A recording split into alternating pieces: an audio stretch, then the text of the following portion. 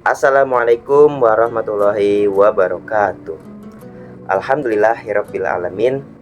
Segala puji bagi Allah yang telah memberikan kita nikmat iman, Islam, serta telah memberikan kita kesehatan sehingga kita masih diberi kesempatan untuk menuntut ilmu. Salawat serta salam semoga selalu tercurah kepada baginda Nabi Muhammad sallallahu alaihi wasallam serta keluarga, sahabat, dan seluruh umatnya hingga akhir zaman. Perkenalkan, nama saya Iqbal Dirmansyah dari kelas KPI 2G. Jadi, pada video kali ini saya akan membahas salah satu aspek dalam mata kuliah studi Islam, yaitu aspek dakwah Islam dengan tema strategi dakwah Islam yang efektif di era digital. Oke.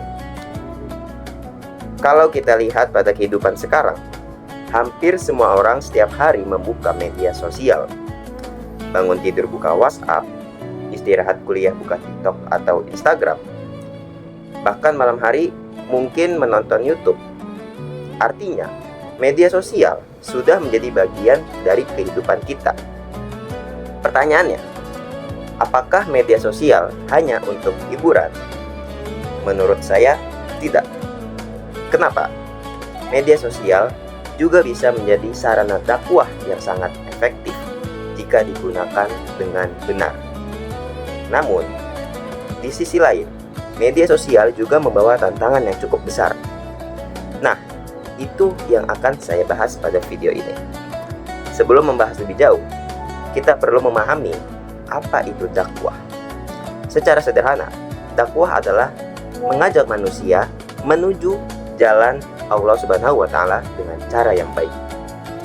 Dalam Al-Qur'an, Allah Subhanahu wa taala telah memberikan pedoman bagaimana cara berdakwah yang benar.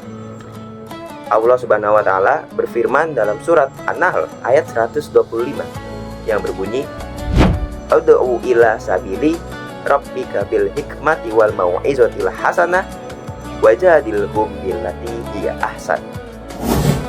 Yang artinya, serulah manusia kepada jalan Tuhanmu dengan hikmah, perjalanan yang baik, dan berdebatlah dengan mereka dengan cara yang paling baik. Surat An-Nahl ayat 125. Jadi, ayat ini mengajarkan bahwa dakwah bukan dilakukan dengan marah-marah atau memaksa orang lain. Sebaliknya, dakwah harus dilakukan dengan bijaksana, santun, dan penuh kelembutan. Sekarang kita masuk ke tantangan dakwah di era digital. Tantangan yang pertama adalah maraknya hoaks, terutama hoaks yang mengatasnamakan agama. Kadang kita menerima sebuah pesan di WhatsApp atau melihat postingan di media sosial, lalu membagikannya tanpa mengecek apakah informasi itu benar atau tidak. Padahal Allah sudah mengingatkan kita dalam surat Al-Hujurat ayat 6 yang berbunyi, "Ya ayyuhalladzina amanu in ja'akum fasikum binaba'in fatabayyanu." Yang artinya, wahai orang-orang yang beriman, apabila datang kepada kalian seseorang membawa suatu berita, maka telitilah terlebih dahulu kebenarannya. Surat Al-Hujurat ayat 6. Jadi, sebagai seorang muslim, kita itu diajarkan untuk melakukan tabayun. Apa itu tabayun? Yaitu memeriksa, mengecek, memverifikasi suatu kebenaran informasi tersebut sebelum kita menyebarkannya.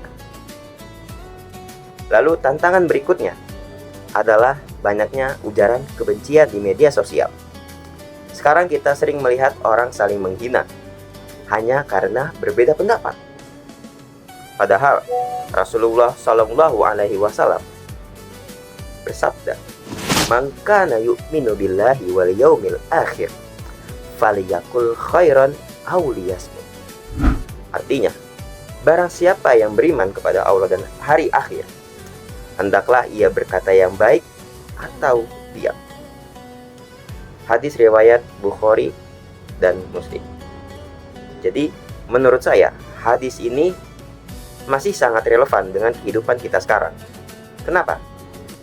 Kalau kita berkomentar dalam postingan hanya untuk menyakiti orang lain, lebih baik kita itu diam, tidak menuliskannya. Walaupun begitu, media sosial sebenarnya juga memberikan peluang yang luar biasa. Sekarang kita bisa mengkaji kajian Islam melalui YouTube. Kita bisa mendengarkan ceramah lewat podcast. Bahkan seseorang bisa menyampaikan ilmu kepada ribuan orang hanya dengan membuat satu video pendek. Artinya, teknologi bukan musuh dakwah. Justru teknologi bisa menjadi sarana dakwah apabila digunakan dengan baik. Lalu, bagaimana strategi dakwah yang efektif? Oke, berdasarkan surat An-Nahl ayat 125, ada 3 prinsip utama. Yang pertama adalah al-hikmah, yaitu menyampaikan dakwah dengan bijaksana. Artinya, kita harus memahami siapa yang sedang kita ajak bicara. Yang kedua adalah mau'izah hasanah, yaitu memberikan nasihat dengan cara yang lembut dan menyentuh hati. Sedangkan yang ketiga adalah mujadalah billati hiya ahsan, yaitu berdiskusi dengan cara yang baik tanpa menghina ataupun merendahkan pendapat orang lain. Nah, kalau diterapkan dalam kehidupan mahasiswa, menurut saya dakwah tidak harus selalu berceramah di atas mimbar.